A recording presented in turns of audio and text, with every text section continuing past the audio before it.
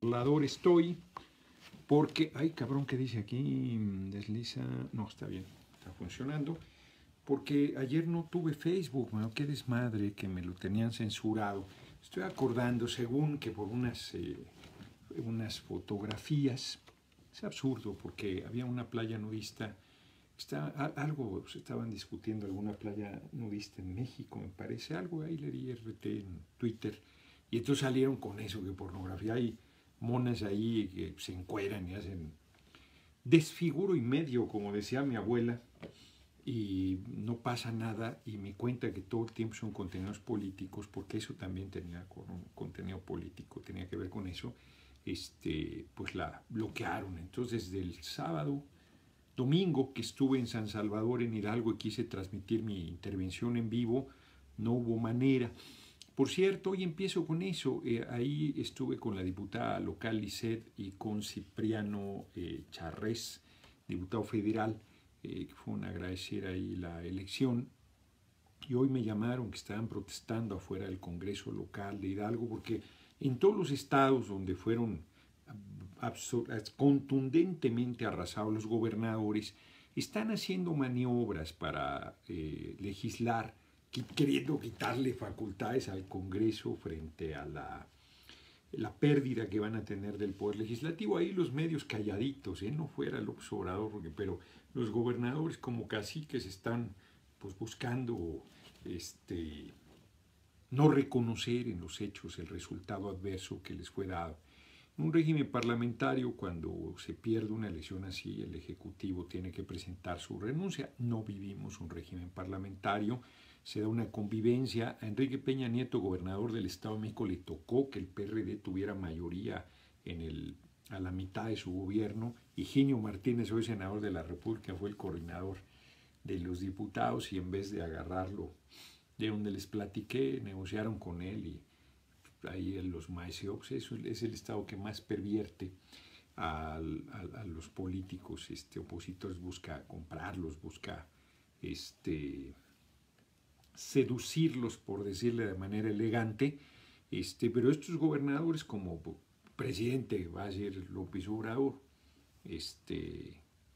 no van a poder hacer eso, porque se enfrentarían los diputados locales de Morena y de la coalición que se entregaran al gobernador pues al señalamiento y al término de su carrera política, a la liquidación de su carrera política. Entonces están maniobrando, y en Hidalgo Omar Fayad no es la excepción, y cometió el error de reprimir, mandó a la policía, usaron gases lacrimógenos. Hay una foto de una compañera diputada local electa Exmequilpan que según ley está en el hospital, pues mal.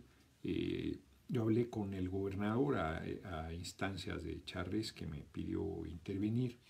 Me dijo, no, ya paramos ahí la sesión, ya sacamos a los diputados. Me decía Charrés que se los habían llevado a otro lugar, que querían habilitar como espacio para tomar las decisiones estas incorrectas.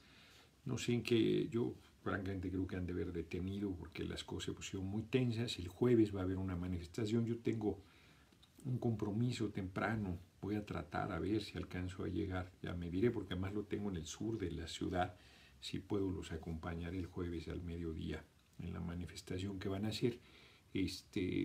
Torpeza de el gobernador Fayad. Fue diputado conmigo en la 61ª legislatura. Pues varios de los que fueron diputados conmigo son gobernadores o son senadores, o no les cerraron el camino, como fue mi caso, que a partir de 2012 se me cerró toda posibilidad, y me eché este cruce de desierto de 6 años y regreso a la Cámara de Diputados. El 1 de septiembre empiezan las sesiones, y compartí ayer aquí en una charla, ayer sigue hoy todavía, el debate muy fuerte sobre la designación que hizo el virtual presidente electo, todavía no le dan la constancia de mayoría, Andrés Manuel López Obrador, en materia energética. Rocío Nale, que ya había sido mencionada como futura secretaria de Energía, fue ratificada, senadora electa por Veracruz. Es una buena compañera, trabajó en Petróleos Mexicanos, sabe el tema, Octavio Romero Oropesa, hombre cercanísimo a Andrés Manuel López Obrador, desde 2006 iba a ser el director de Petróleos Mexicanos, cuando Petróleos era Petróleos, a la dirección de Petróleos Mexicanos, y Manuel Bartlett para dirigir la Comisión Federal de Electricidad. Y esto ha generado una andanada nueva contra el observador y contra el propio Bartlett por el fraude electoral de 1988. Hay un sector de compañeros, voy a empezar por ellos, compañeros, compañeras que se dicen sorprendidos y su ignorancia es increíble, siendo compañeros, porque Manuel Bartlett es fundador de Morena. Él participó en la fundación del partido Morena. Por lo menos el Estado de Puebla, él participó en la construcción de la fuerza política en aquel lugar. Yo que gusto mucho de Puebla Capital, su oficina en el mero centro del centro histórico de Puebla, tiene en la parte alta ahí la bandera de Morena. Es coordinador de la fracción de Morena en el Senado de la República, que quedó bajo la denominación del Partido del Trabajo, porque Morena nació después y no tenía derecho a tener una fracción en el Senado como Morena, pero la del Partido del Trabajo era la fracción de Morena, porque ninguno de los integrantes de la fracción del PT son del PT, son todos de Morena, todos, incluido Bartlett y Ana Gabriela Guevara. Estas dos posiciones, de hecho, se las pidió en 2012 López Obrador al PT, las dos primeras posiciones de la lista, pensando que ellos ganarían por lo menos de primer minoría y se correría la lista para que entraran los dirigentes del Partido del Trabajo. Bartlett se quedó a nada de entrar como primer minoría, de hecho se daba en la elección en la noche por hecho que Lozano había quedado fuera de la senaduría. Fue una diferencia mínima, él hacía un fraude a Bartlett. Ana Gabriela Guevara no le fue bien en Sonora. Hoy sí el resultado de Sonora es extraordinario, ya ganó de mayoría la Diputación Federal, iba también a la lista. Entonces Bartlett ha estado con Morena de entrada. Él además, yo estaba ahí confundido, por si lo había checado, pero luego me he andado errático en esas cosas, fíjense. Por ejemplo, veo la videocolumna que hice hoy sobre el lado oscuro de la austeridad, que hoy voy a aprovechar para comentar aquí, y con mayor detalle. Y es el artículo 127, fracción 2 de la Constitución, el que establece que nadie debe ganar más que el presidente de la República, y sin embargo dije 129, o sea, un error ahí de dicción en realidad, porque tengo claro que es el 127. En el artículo que escribí ayer sobre Bartlett, también por el artículo por escrito, puse que eran 126 años de la ejecución de Miguel Hidalgo el día de ayer, y en realidad son 127, fue en 1911. 217, les digo, que ando medio apeñado, 217, y puse 216, eso es. Sí, no sé por qué ando impreciso, es algo que no me pasa habitualmente, pues quizás hay algo de cansancio. Pondré más atención. Entonces, y ayer también se cumplió 50 años del bazucazo en la preparatoria número 1, por ejemplo, dije en la puerta número 1 en vez de la preparatoria número 1 en la videocolumna, o sea, ha habido así detalles, he estado viendo, observando, voy a estar más atento.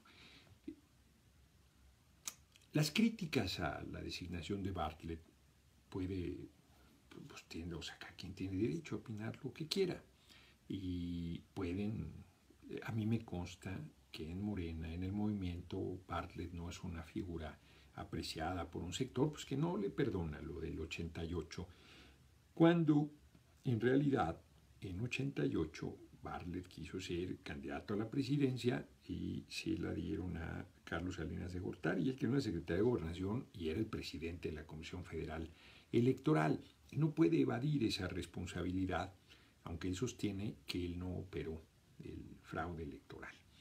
Más lejos, dice que no sé quién ganó la elección de 88, que lo mismo dijeron Cloutier y Rosario Barra de Piedra. Por cierto, ¿Quiénes operaron el fraude electoral? Bueno, Miguel de la Madrid, sin duda, presidente de la República, Carlos Salinas, beneficiario, y Diego Fernández Ceballos en un acuerdo con el PAN, que acabaron traicionando a Cloutier. Bueno, a Cloutier yo francamente sí creo que lo asesinaron en un momento de repliegue que él tuvo. Estaba viajando en una carretera de Sinaloa y tuvo un accidente mortal. Bartlett no era secretario de Gobernación cuando eso sucedió. Bartlett era secretario de Educación Pública, que fue donde primero lo designó Carlos Salinas de Gortari y luego se fue de gobernador de Puebla.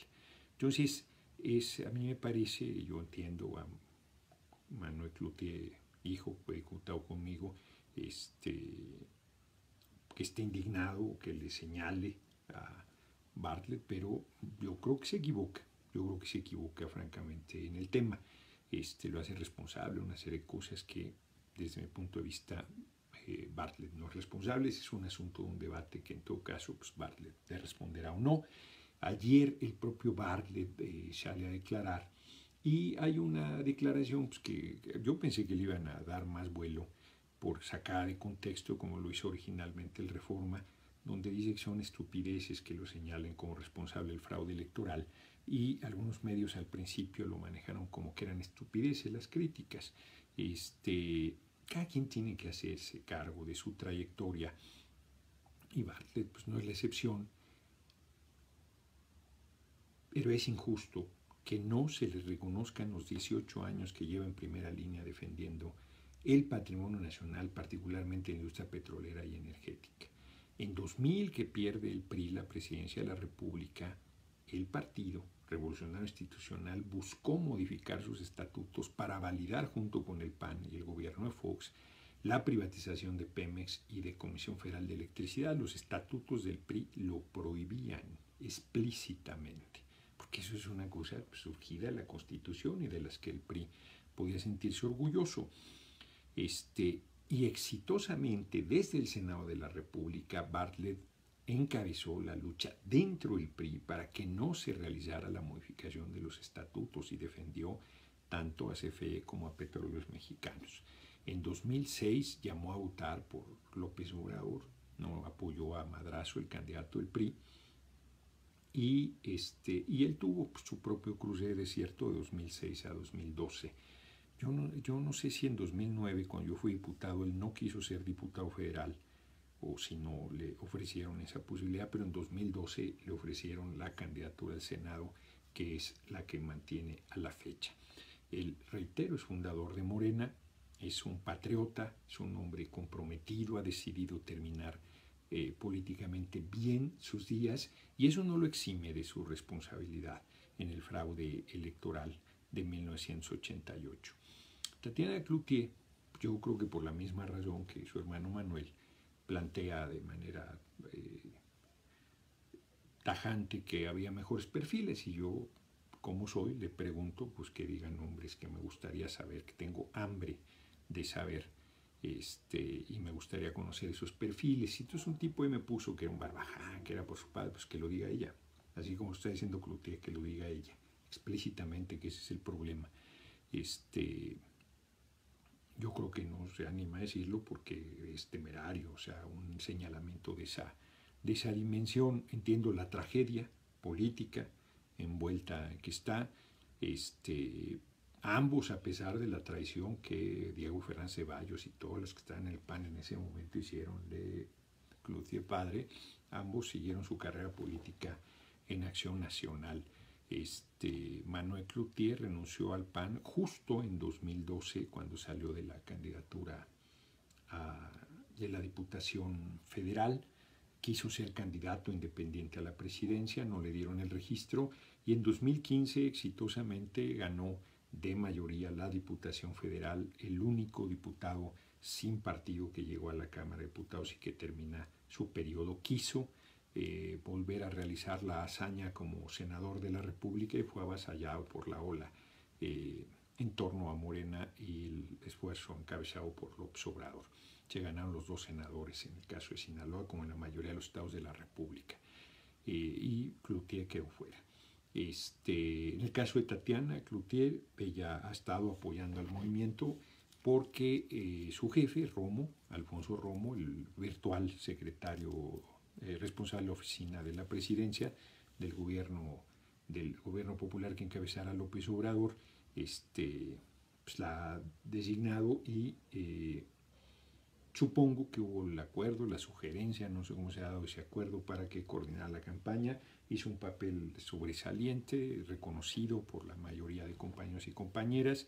Tiene una posición de respeto dentro del movimiento. Y como alguien puso por ahí, pues era panista, dejó de ser panista, como Bartlett era priista, dejó de ser priista, y como el propio López Obrador fue en su momento, hace muchas décadas, priista y dejó de serlo. Entonces, yo francamente creo que la resistencia a lo de Bartlett tiene que ver más con, no sé, Barclays creo que se llama la pinche de estas empresas calificadoras, que dice que ven con preocupación las empresas extranjeras el nombramiento de Manuel Bartlett, claro, porque se va a recuperar Comisión Federal de Electricidad, se va a sacar al capital extranjero y todos los contratos ilegales que se les han venido otorgando, se está comprando a las compañías privadas extranjeras la mayor parte de la electricidad que el país consume. Pues va a ser una limpia de Comisión Federal de Electricidad y va a volver a poner, antes de que se privatizaran CFE y Pemex, se dejó el cascarón, pero se privatizaron, se desmantelaron en realidad. Pemex era la empresa 39 del mundo y Comisión Federal de Electricidad la 491. Eran las dos únicas empresas entre las 500 empresas más importantes del mundo, las dos únicas empresas mexicanas, ambas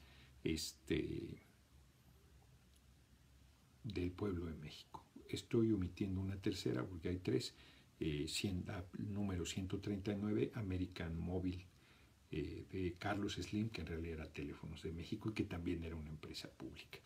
Entonces, ese es el problema desde mi punto de vista, esa es la razón de por qué se da la ofensiva feroz en contra de Manuel Bartlett. Y yo francamente creo, como el propio López Obrador lo ha dicho, va a ser un trabajo a la altura.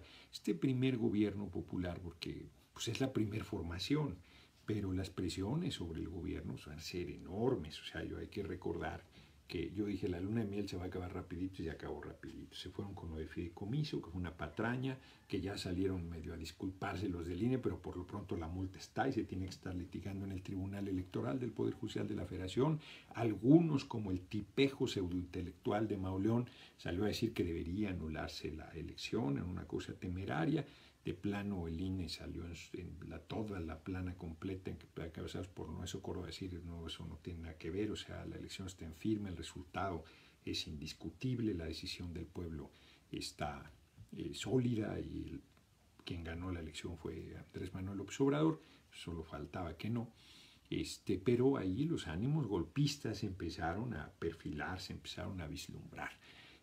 Hoy, por ejemplo, veo, ahorita antes de empezar, que Movimiento Ciudadano con sus tres legisladores están planteando la desaparición del fuero. Pues es la agenda de la derecha y reitero que el compañero presidente se equivoca. Reitero que en Brasil Dilma Rousseff con fuero fue acusada de corrupción, de lo mismo que plantea López Obrador que puede pasar aquí con el Ejecutivo Federal, falsamente, porque el Poder Judicial está en manos del Poder Económico y del régimen anterior, la tiran del gobierno y no la meten a la cárcel porque es falso, ahí anda, circulando. Reitero, la salud en Cuba, en el Foro de Sao Paulo. Y está en la cárcel Lula da Silva después de 8 años de su gobierno, de 8 años de gobernar y de 8 años de su gobierno, con una patraña de acusación de corrupción para sacarlo de la carrera presidencial que les ganaría en octubre próximo. Sigue en la cárcel porque no tenía fuero.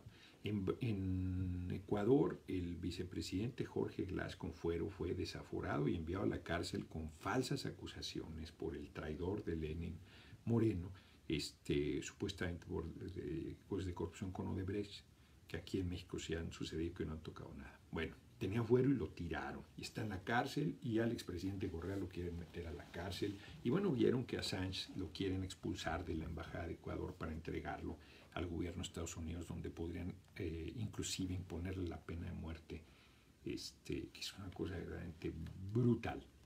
La traición de Lenin Moreno es infame, ¿no?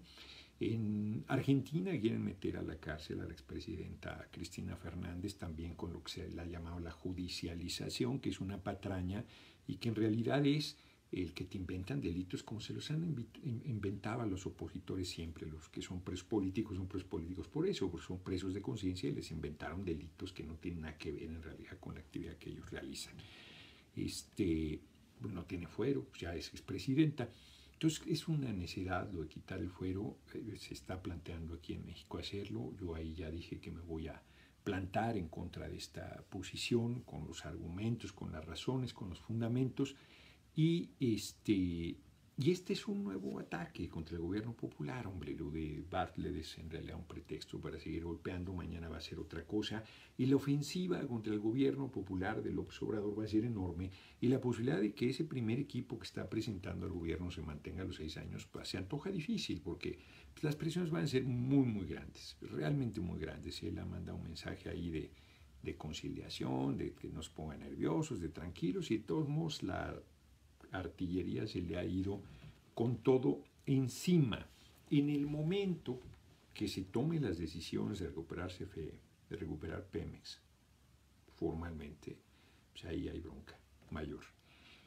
Ya ni digo, esas son las broncas fuertes, pero además playas, fronteras, aguas, minerales, carreteras, no, ahí se va a poner brusco. Y que paguen los 50 que tienen más de 500 millones de dólares de fortuna personal y los 16 que concentran 143 mil millones de dólares. Y todas esas son medidas que están en el marco constitucional, inclusive la figura de la expropiación que tanto les espanta y que la plantean como si fuera una arbitrariedad, es una figura del marco constitucional mexicano y de muchos marcos constitucionales de naciones del mundo que ni los peores gobiernos neoliberales han quitado. Entonces, mientras existe esa figura, se puede utilizar. Yo no estoy planteando que se va a expropiar. Yo creo que tenemos que recuperar lo que al pueblo pertenece y esas no son expropiaciones. Pero la propia figura de la expropiación se mantiene en el marco constitucional. Yo he insistido que lo que nosotros deberíamos aplicar es el artículo de la inviolabilidad de la Constitución, que dice a la letra el artículo 136, déjense lo leo inclusive textual, aquí tengo la Constitución, no se me vayan. ¿Me das una vuelta? Claro que sí. Tengo yo una Constitución. ¿Bien? Por favor. Aquí viene una Constitución.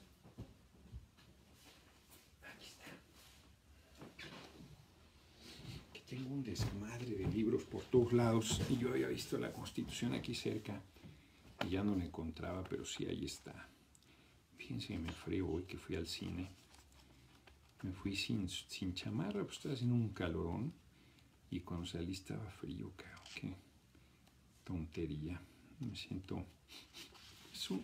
Es un capítulo completo, la inviolabilidad de la Constitución, pero es solo un artículo, ay caray, realmente pequeño, que dice: esta Constitución no perderá su fuerza y vigor aun cuando por alguna rebelión se interrumpa su observancia. En caso de que por cualquier trastorno público se establezca un gobierno contrario a los principios que ella sanciona, y este gobierno ha sido más que un trastorno público. Muchas gracias. Tan luego como el pueblo recupere su libertad, recobre, dice. Yo siempre digo recupere y es recobre, la palabra que usa. Tan luego como el pueblo recobre su libertad, se restablecerá su observancia y con arreglo a ella y a las leyes que en su virtud se hubiesen expedido serán juzgados, así los que hubieren figurado en el gobierno emanado de la rebelión como los que hubieran cooperado con ésta. En realidad lo que aquí plantea es que el marco constitucional es inviolable.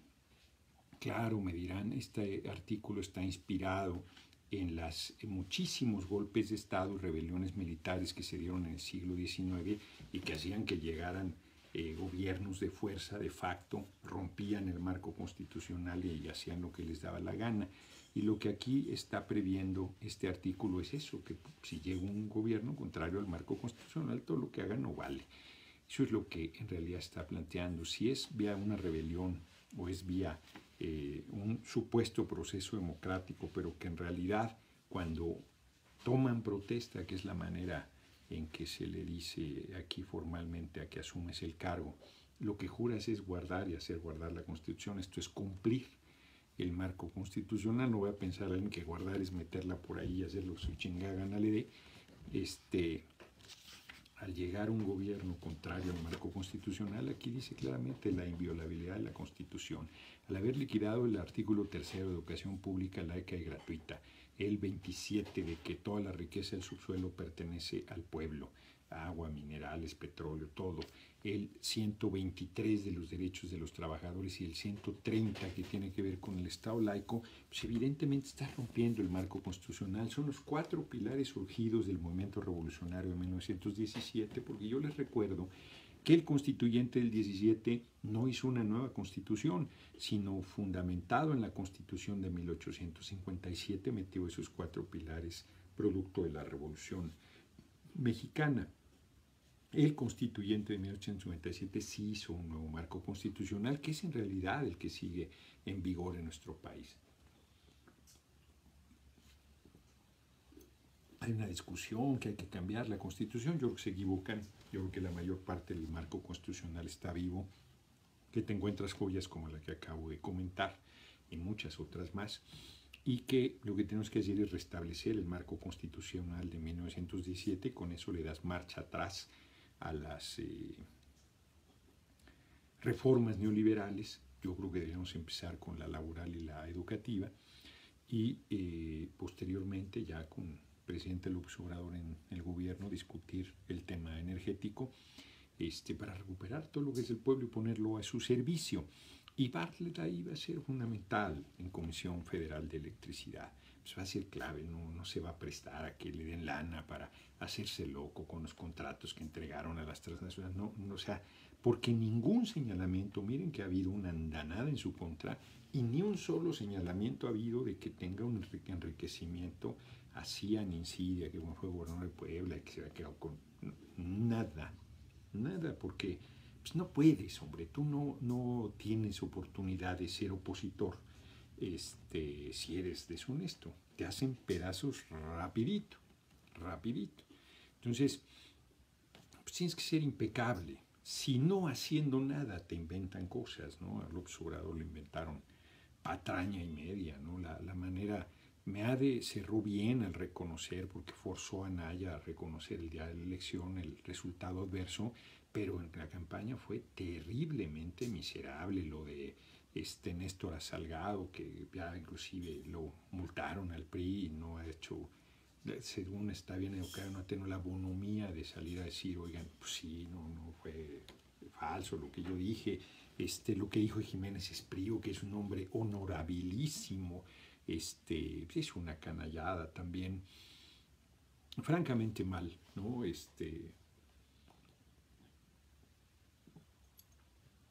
Meade, Anaya desaparecido, hecho pedazos, el PRD con su evaluación interna que están viendo si van con el paro no aliados el año que sigue, que hay varios procesos electorales, lo bueno, pues hay que sigan con su necedad, deben quitarles el registro en realidad a ellos, a Movimiento Ciudadano, a El Verde, al PANAL y al PES que no alcanzaron.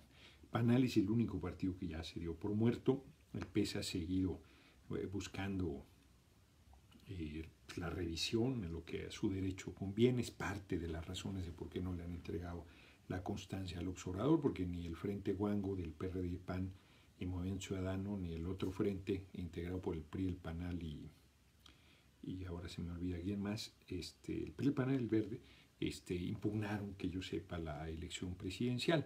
Entonces, están así las cosas muy... Compañeros hay, pues en las críticas, yo por supuesto que no voy a plantear, yo menos que nadie que sostengo mis puntos de vista con firmeza y con determinación, yo no le voy a andar diciendo a la gente lo que piense o deje de pensar, lo que diga o deje de decir, cada quien nos tenemos que hacer responsable de nuestro dicho y de nuestros actos. Estamos grandecitos, somos un movimiento de hombres y mujeres libres, pues estoy convencido que siempre en las críticas que desarrollemos tenemos que revisar de no ser tonto tontos útiles de la derecha.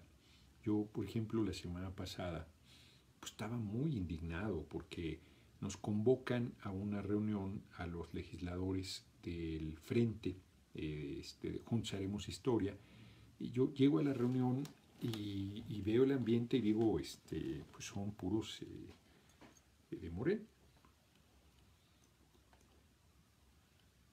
Tenemos 4 del PT y yo les dije a los compañeros del PT que era un error no ir. Ellos dijeron que no había habido una invitación formal al PT. Entonces me acerco con J. Cole y le digo, ya J. Cole, yo no me quiero pasar de listo, yo está en la fracción del PT, veo que es una reunión de Morena, entonces me pinto de colores. No, me dijo, estamos invitados todos. Es un discurso así como de todos, pero en realidad era una reunión de Morena donde lo que les dijeron es, pues hay la disciplina, por aquí va a ser. Inclusive intervino Díaz Polanco, un compañero al que yo le tengo aprecio, pero que es el de honor y justicia. Hizo ahí una intervención, hizo una intervención J. Cole, luego hizo una intervención Rocío Nale sobre cómo fue la primera fracción, las dificultades que enfrentaron. Luego Díaz Polanco, aunque estaba programado que hubiese la presentación, yo intervine ahí, pues está la presentación. Pues después de lo de Díaz Polanco, yo pedí la palabra para intervenir. Y entonces, cuando fueron pasando las filas, ya cerca de que me tocara a mí, se acercaron a decirme, oye, estás considerado, eres el primero en la lista una vez que se abra después de las presentaciones. Entonces yo fui respetuoso del tiempo, muy puntual en lo de la presentación, pues 300 más o menos, entonces llevó un chorro de tiempo. Total, nos hago la historia larga, cuando terminaron las presentaciones ya era hora de la comida. Entonces yo tenía que ir a Querétaro, tenía un evento muy temprano, al día siguiente por la mañana, y ni comí, ¿no? Tomé cualquier cosa, estaba tenso, regresé a tiempo, viendo que no me fueran a hacer alguna trastada de que no estuviera y me saltaran. Total, llegó 40 minutos tarde Jacob, y cuando reinstalan la reunión, en vez de abrir las intervenciones, que otras 2 presentaciones de cómo funciona la cámara, entonces yo, oiga, espérenme, pidió la palabra. Jacob le dice, bueno, hay gente muy experimentada, pero va a ser rápido, que no sé qué. No, yo quiero intervenir y pedí la palabra. Además les dije, yo vivo en unión libre con el PT, pero voy a hablar a nombre del PT, no me lleva más de 5 minutos. Y muy mal ahí Jacob, pues, en asuntos generales, después de lo de Puebla, yo, me fui, ¿no? Dije, no sé, no puede ser, ¿no? Y yo estaba muy indignado y ahí comenté, ¿no? Que eran formas de control infantiles, que era incorrecto, que tal y tal. Le mandé inclusive a Jacob un par de mensajes que no contestó. Y lo dije, no, mejor me tranquilizo, pues hace rato que no me enojaba tanto, ¿no? Y dije, no, ¿para qué? Se me va a ir la mano. Justo en esta idea de no ser tonto útil de la derecha.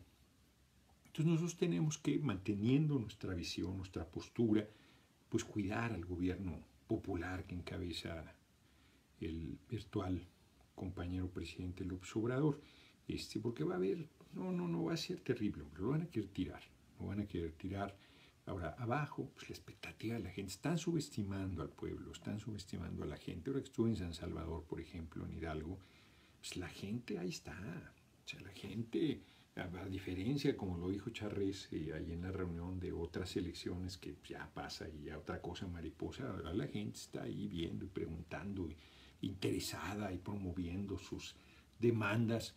Entonces, la gente quiere un cambio y va a empujar el cambio. Lo de las medidas de austeridad lo ve bien.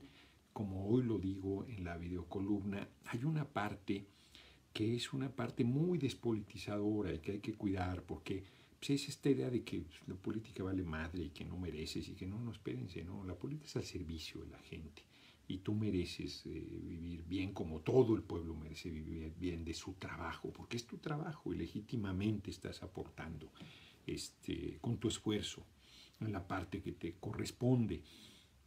Y esa parte hay que hacer, que se respete, que se valore. Claro, pues hay que hacerlo con trabajo. Yo lo he hecho siempre. O sea, ahí está mi paso por la Cámara de Diputados, como fue mi paso por la actividad política como dirigente del PRD, con las responsabilidades que he tenido, siempre he estado al servicio del pueblo, siempre comprometido con la lucha de la gente. Bueno, paramos lo del campo militar, número uno, a riesgo de nuestra vida, de mi compañera y de un servidor, un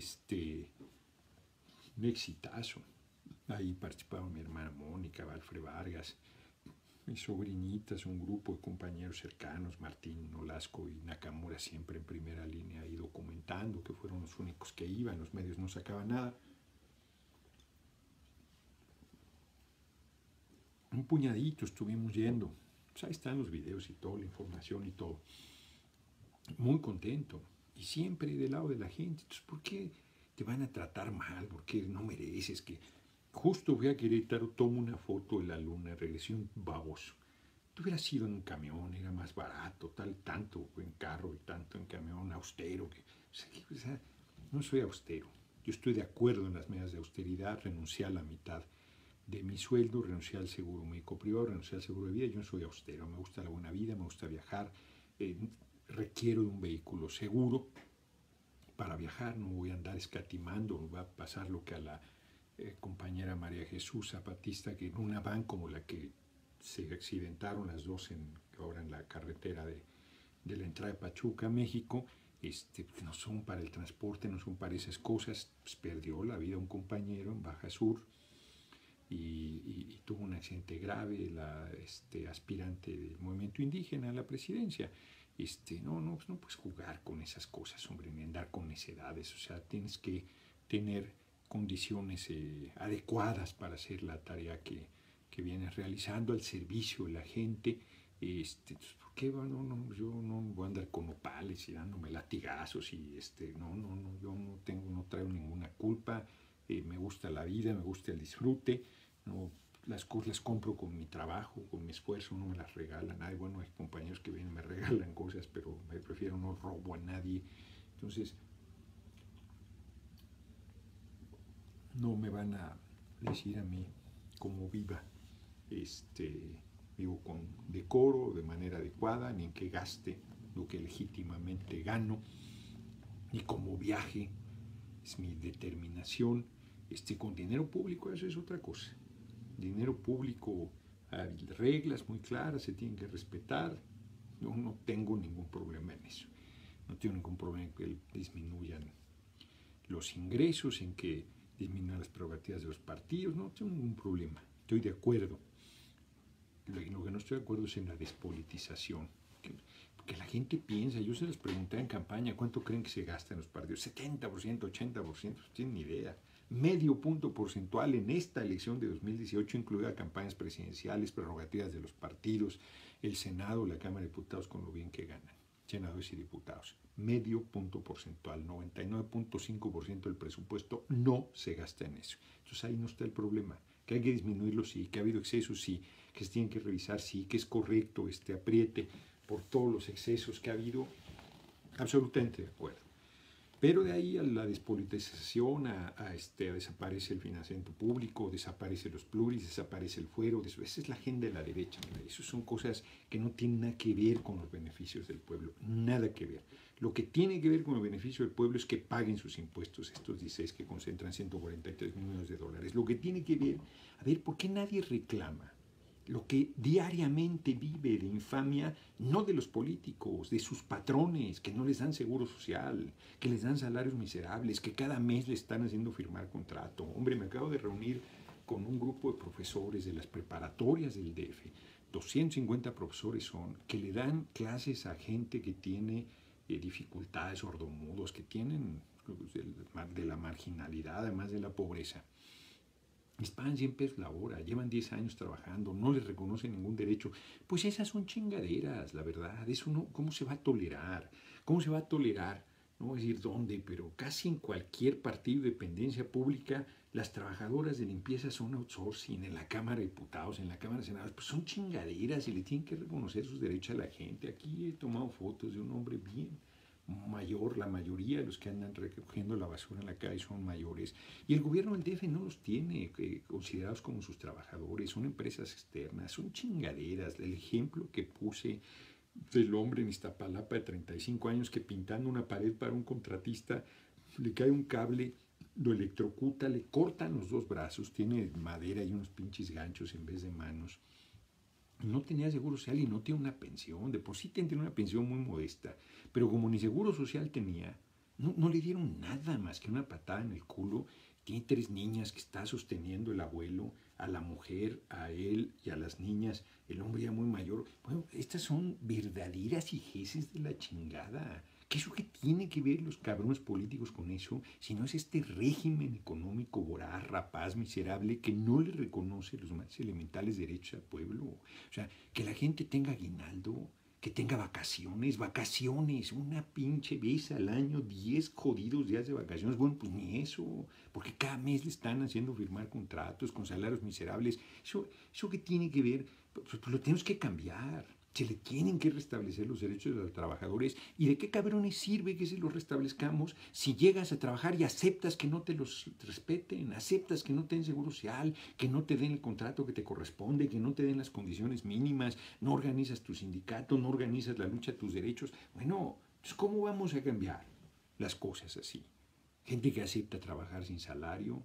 No son chingaderas. Meseros que están en lugares donde reciben buenas propinas y el cabrón dueño del restaurante les quita parte de las propinas. Hombre, esas son verdaderas canalladas y se aguantan. Y se ponen muy bravitos ahí con los políticos y las políticas y la chingada. Pero en las cosas que tienen que abrir la boca para defender su dignidad, su trabajo, su esfuerzo, no se hace. Y a mí de verdad no me pueden salir con... Yo he puesto ese ejemplo, lo puse muchas veces en la campaña, los que oyeron mis discursos ahí lo vieron. Yo entré a trabajar bastante peludo a los 20 años, lo contó 100 veces, lo cuento la 101. Y mi abuela un día me dijo, yo crecí con mi abuela materna. En una Indianáhuac que tenía tercero primaria, mi mamá aportaba, pero seamos 5. Entonces me dijo, ya no puedo, cabrón. Ya no puedo, tienes que entrar a trabajar. Y yo, pues está bien. Pero ¿qué es lo que me quieres platicar? Pues eso. No, pues eso no tengo problema. Entonces, el ingreso en mi casa hacía falta. Y a mí me corrieron, o sea, pero de cualquier cantidad de empleos, porque siempre he sido como soy. Así, he sido siempre. Defendiendo lo que creo justo. Y entonces me corrían. Y organizaba y la chinga y me corrían. De escuelas, del seguro, de todos lados. Y llegaba yo a la casa pues todo agüitado. Y mi abuela me preguntaba, ¿qué pasó? No, pues esto. ¿Qué hiciste? No, pues esto. Hiciste bien. El hambre, mentira, pero el orgullo me levanta. Claro que había necesidad, claro que te boletinaban desde ese tiempo, claro que habían montones de chingaderas, montones.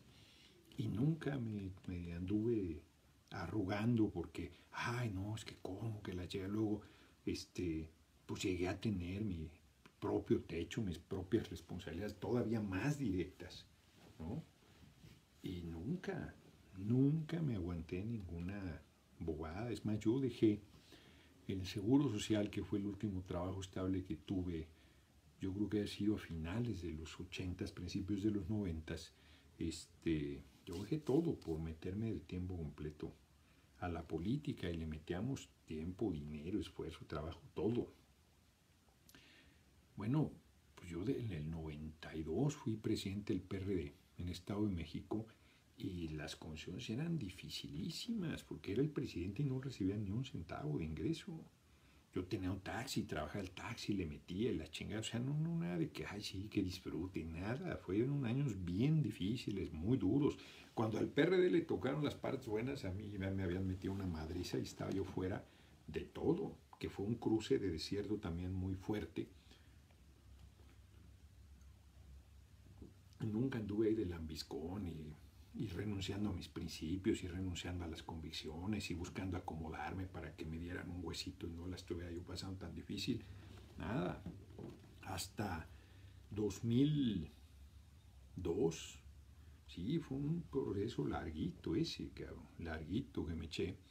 Hasta 2002 que ingresé primero a la mesa directiva del Consejo Nacional, luego al primer Comité Ejecutivo Nacional encabezado por Godoy en la crisis esta que hubo de los videoescándalos, y luego coordiné la campaña a la presidencia de Leonel Cota Montaño y fui el vocero.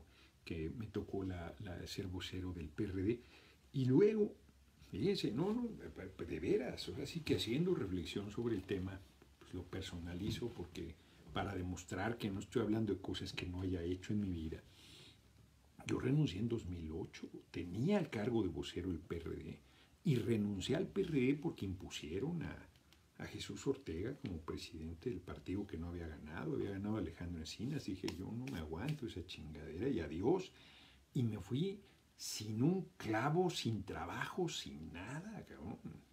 Sin nada. Ese fue un salto al vacío en serio por un asunto de principios. Yo todavía regresé, me acuerdo, a Europa con la poquita lana que tenía. Llevé a mi hijo al King, que cumplía 15 años en ese tiempo. Regresé, no me lo creen, con 1,300 pesos me hacía burla el culero Calderón y los derechosos, así fue. Y el Movimiento Ciudadano, que era Convergencia, el PT, me ofrecieron ser candidato a diputado de mayoría, que gané contra todos los pronósticos en 2009. Pero yo regresé en el aire, cabrón. Y Andrés Manuel no quería que yo fuera candidato. Esa es la verdad, en 2009. Hubo una oposición fuerte de parte de él, fuerte.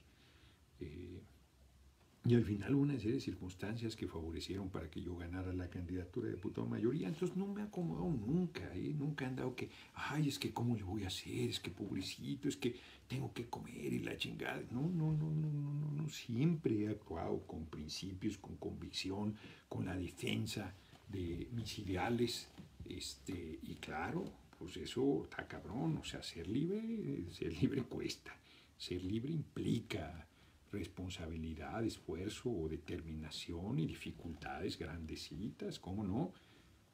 Pero si no, ¿cómo? ¿Cómo empujas las cosas? O sea, si no, pues vale madre, acabas siendo presa de tus propias limitaciones, es que tú te impones finalmente. Entonces, pues yo no voy a renunciar a mi condición de hombre libre, voy a seguir empujando siempre en el mismo camino y en este proceso tan importante que tenemos, porque es un triunfo grande el que tuvimos el 1 de julio, es muy importante, es un paso. Yo insistía, y se pueden ver también mis intervenciones, que ganando apenas empezarían nuestros problemas, porque vamos a una hazaña mayor.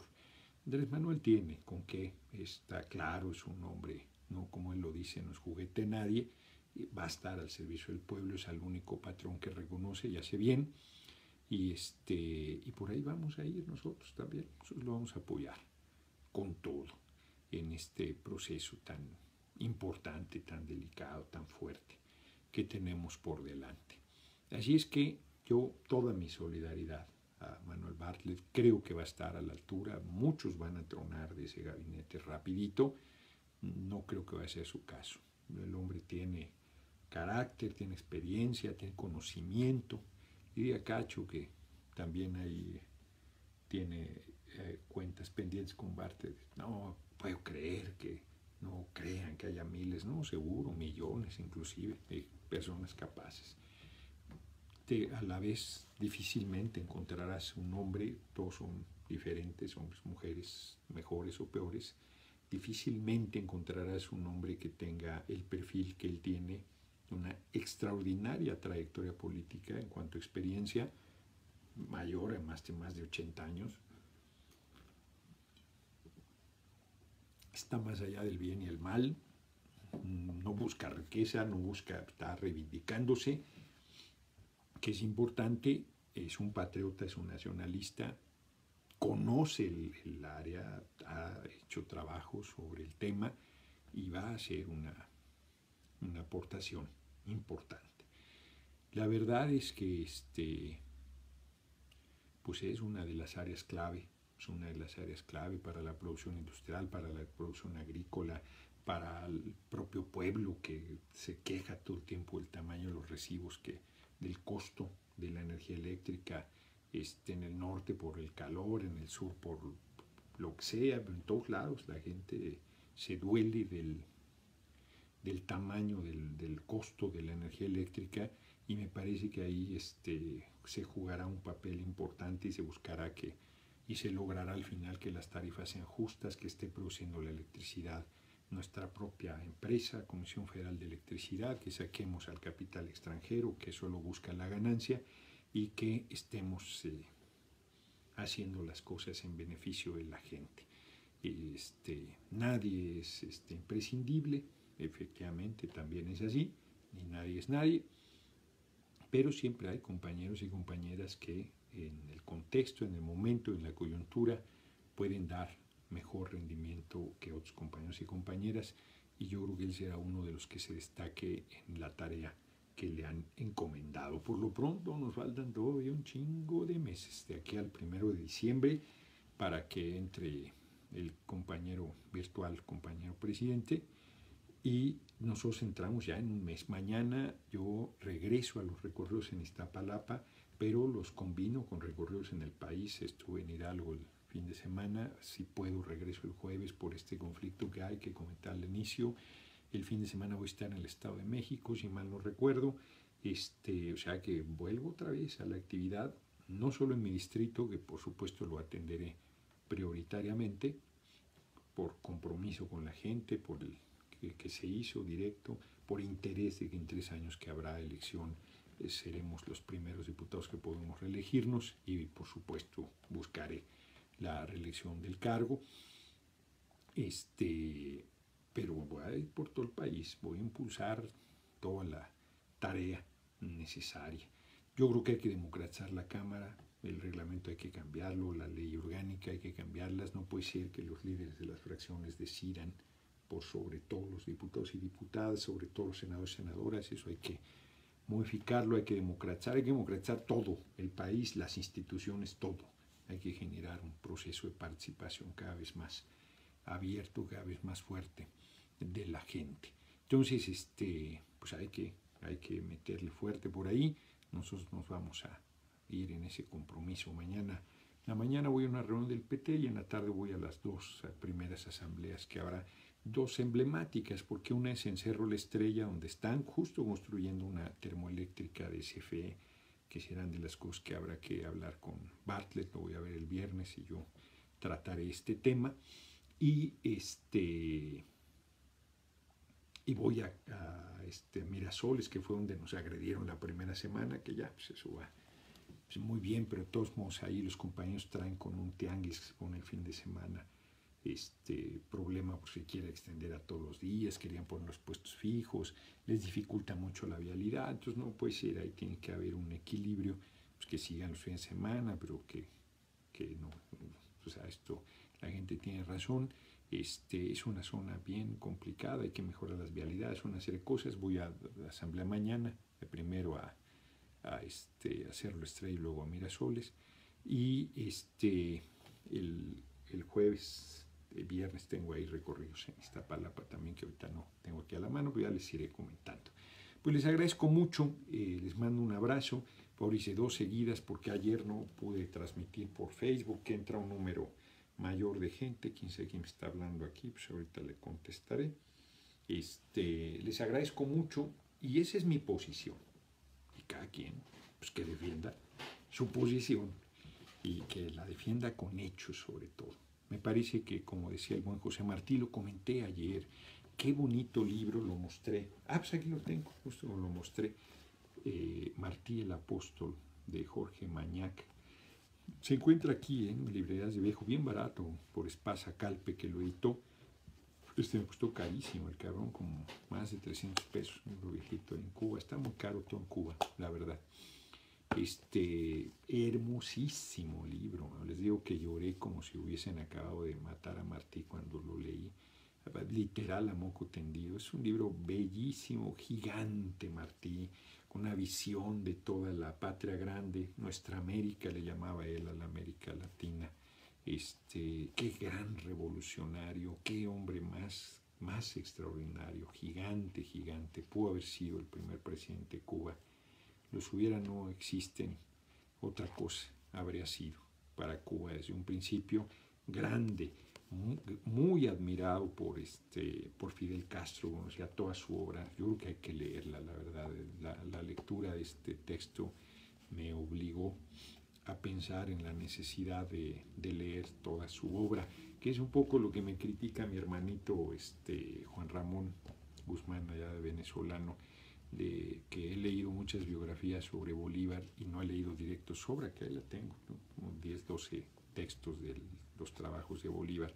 Pues igual voy a tener que hacer como Martí.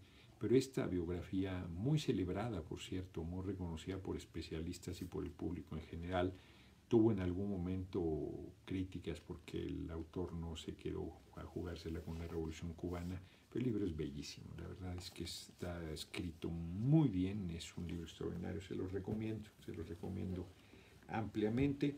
He andado de comprador compulsivo de libros, me encontré unas joyitas, y por ejemplo, a mí no me gustó, compré uno de este hombre que escribe sobre el narco, pero es la construcción de un puente en Nueva York, uno de los puentes más largos que se empezó en 1959, entonces toda la historia de la construcción del puente y los personajes, y lo voy a leer, todavía no lo leo, pero me gustó mucho porque dice, en la inauguración del puente los políticos estaban y los que lo construyeron no fueron invitados nunca, ni mencionados, ni nada, y él aquí reproduce parte de las historias de esos hombres que participaron y se jugaron la vida en la construcción de ese puente. Me pareció bien interesante, y me encontré esta joyita de Gilberto Bosques, que fue nada menos que el que hizo el rescate de españoles que vinieron luego a formar la Casa de España en México, lo que hoy es el Colegio de México, y de los niños de España después de la Guerra Civil. Una sobre Baris Galois, que leí uno buenísimo, es el creador del álgebra moderna, y me encontré esto sobre previo a la Revolución Rusa, Petersburgo. En fin, tengo un montón porque no creen que sean los únicos que compré, me encontré varias joyitas bien interesantes, pero bueno, leído ya, lo recomiendo muchísimo. Martí el Apóstol. Pues que pasen buenas noches. Me paso a retirar. Mañana regreso otra vez a los recorridos en Iztapalapa. Y mis recorridos por el país voy a ir a Minnesota este mes, en agosto, compañeros de Morena. Yo voy a mantener la unidad Morena, PT y PES, pues es muy importante. Compañeros de Morena en Minnesota desde antes de la campaña querían que fuera, no fui, voy, querían otros compañeros de Chicago que fuera, estaba complicado, muy apretado, ya me tendrán que invitar en otra ocasión. Por lo pronto voy a Minnesota el 18 de agosto, me parece, por allá andaré. O sea que voy a estar movido el mes de agosto, y luego ya los últimos días son la acreditación, la instalación, la elección de la mesa directiva, que yo creo que va a quedar como presidente de la Cámara Porfirio Muñoz Ledo, que es un reconocimiento en vida correcto. Traen el jaloneo por la coordinación de la fracción.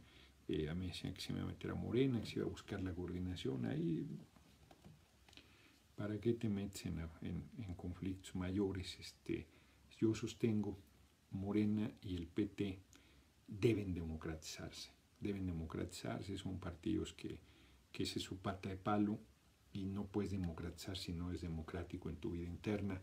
Esa es una de las asignaturas pendientes. Hay que democratizar todo el país, los partidos, las cámaras, todas las instituciones. O sea, se requiere de un proceso de democratización desde abajo, con toda la fuerza, porque eso es lo que va a generar los resultados adecuados, la participación colectiva, la responsabilidad colectiva, el esfuerzo de todas y de todos para impulsar los cambios que el país requiere. Pues les agradezco mucho de nuevo su compañía, les mando un abrazo, ya estamos en contacto.